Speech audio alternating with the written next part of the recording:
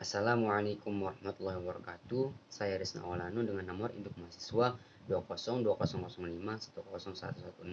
akan mempresentasikan mengenai Partai Gelora Indonesia. Baik, pada presentasi kali ini saya akan mempresentasikan 5 poin. Poin yang pertama, konteks sosial politik kemunculan Partai Gelora. Poin yang kedua, aspek-aspek Partai Gelora. Poin yang ketiga, posisi Partai Gelora dalam spektrum ideologi. Poin keempat, faktor pendukung dan penghambat keberlangsungan Partai Gelora. Dan poin yang kelima, prospek Partai Gelora 5 tahun yang akan datang dan penilaian saya pribadi mengenai Partai Gelora. Baik, kita masuk kepada poin yang pertama, yakni konteks sosial politik kemunculan Partai Gelora.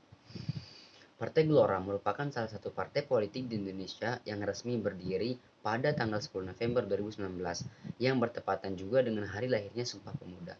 Partai Gelora berdiri karena sejarah bangsa Indonesia yang selalu menginginkan jawaban atas ketidakpastian kondisi negaranya, dan juga terdapat gelombang reformasi kebangsaan dan gelombang membentuk negara modern yang juga melatar belakangi berdirinya Partai Gelora.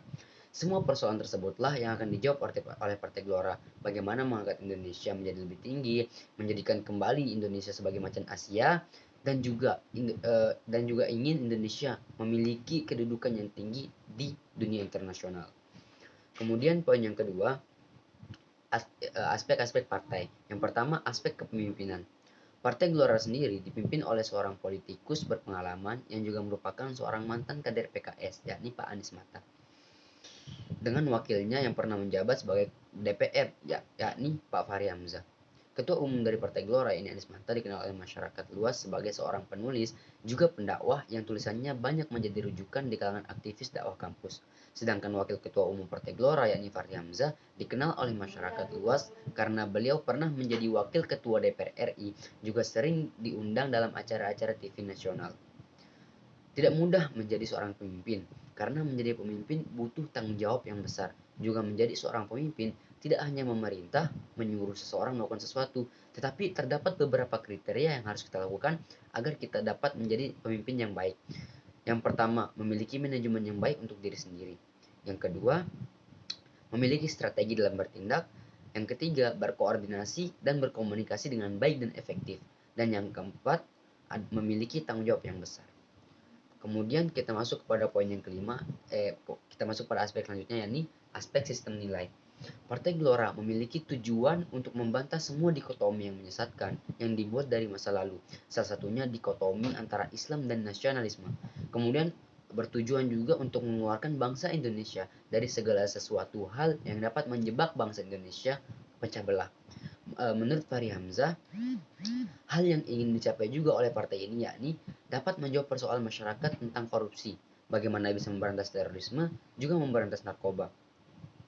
Sisi lain yang ingin dicapai yakni membangun pemerintahan yang produktif sehingga menghasilkan pertumbuhan ekonomi yang tinggi, pemerataan dan kesejahteraan umum, serta mencerdaskan kehidupan bangsa. Selanjutnya, aspek kegiatan rutin.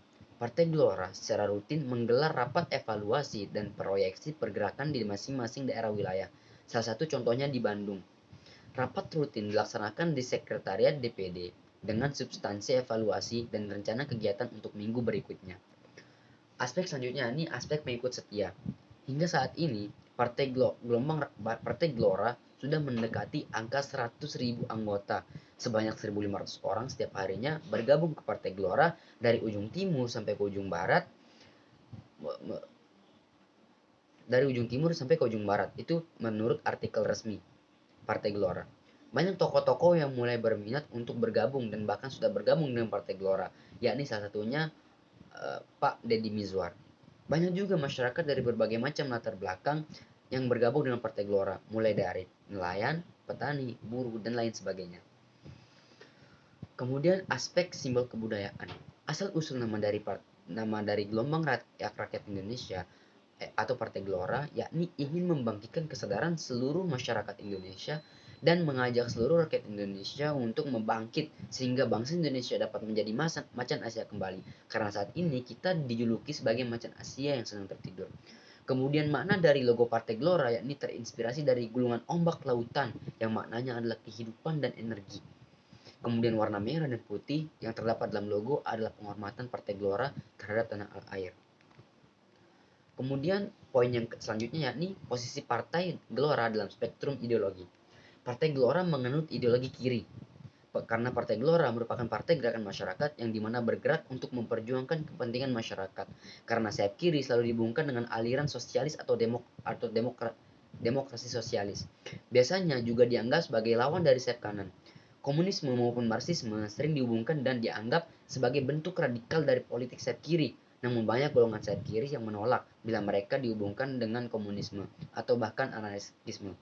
Menurut saya sendiri, Partai Gelora berada pada posisi center left atau tidak terlalu kiri tapi di tengah-tengahnya, karena ideologi dari Partai Gelora tidak terlalu jauh ke kiri. Kemudian poin selanjutnya yakni faktor pendukung keberlangsungan partai. Terdapat dua faktor, yang pertama faktor internal dan faktor eksternal. Faktor internal yakni tidak adanya korupsi, kolusi dan nepotisme di dalam internal partai. Kemudian persatuan dan kerjasama antar pengurus partai dan antar pemimpin dan anggota partai. Kemudian tidak memutuskan suatu hal secara berpihak atau dilakukan secara musyawarah suatu keputusan. Kemudian dari faktor eksternal, yakni suara rakyat saat pemilihan umum, banyaknya kursi yang diduduki dalam sistem pemerintahan, dan kemudian kepercayaan rakyat terhadap partai.